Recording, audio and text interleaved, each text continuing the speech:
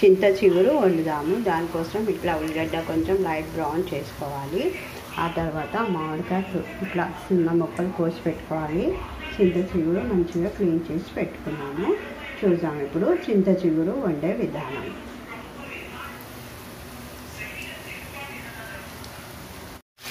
ఇట్లా చిగురు వేసుకొని కలుపుకోవాలి.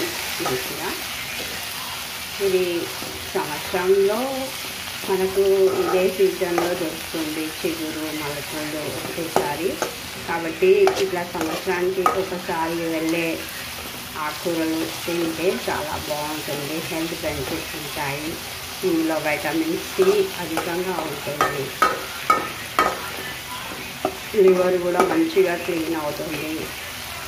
కాబట్టి ఇట్లా సంవత్సరానికి ఒకసారి వెళ్ళే కొత్త కూరగాయలు తినాలి. కొందరు మటన్లో చికెన్లో వేసుకుంటారు. మనం ఇట్లా ఒత్తిగా కూడా వండుకోవచ్చు. ఇంకా పచ్చడి కూడా చేసుకోవచ్చు. చూస్తున్నారు కదా,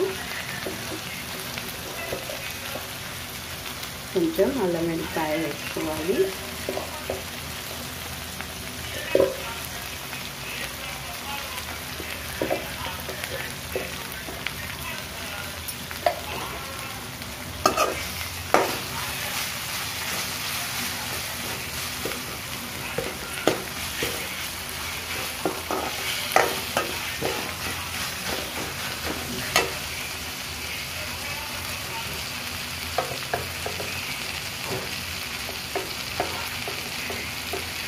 కొంచెం పసుపు వేసుకోవాలి.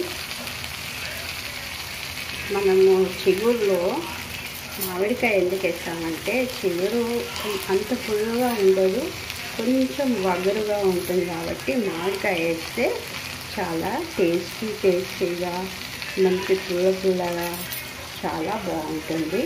కాబట్టి మామిడికాయ వేయాలి. వేస్తే చాలా మంచి టేస్ట్ వస్తుంది. మామిడికాయ వద్దు ఎక్కువ పుల్లగా అనుకున్న వాళ్ళు అట్లానే కూడా వండుకోవచ్చు. బట్ మామిడికాయ వేస్తే చాలా మంచి టేస్ట్ వస్తుంది.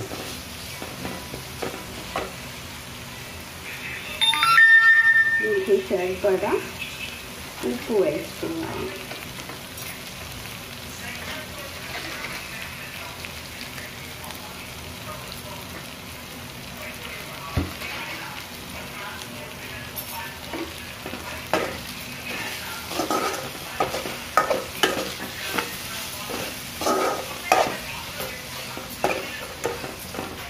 మంచిగా ఈ నూనెలోనే చిగురు మామిడికాయ ఉడికిపోతుంది.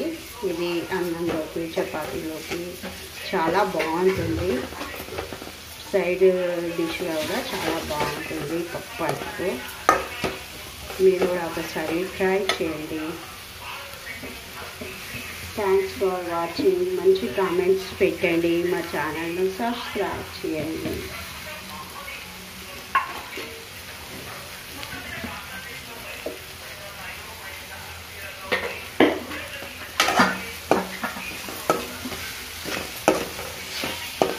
మంచిగా ఒక 5 మినిట్స్ మూత పెట్టేసుకుంటే చిగురు కూర రెడీ అయిపోయింది. ఓకేనా ఫ్రెండ్స్, మీరు కూడా ఒకసారి ట్రై చేసి టేస్ట్ ఎలా ఉందో చెప్పండి.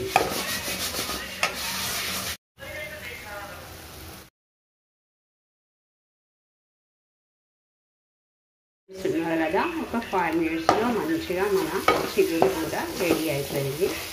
5 మినిట్స్ అంటే 5 మినిట్స్ పడుతుంది ఫ్రెండ్స్. మీరు కూడా ట్రై చేయండి. మంచి టేస్ట్ ఉంటుంది.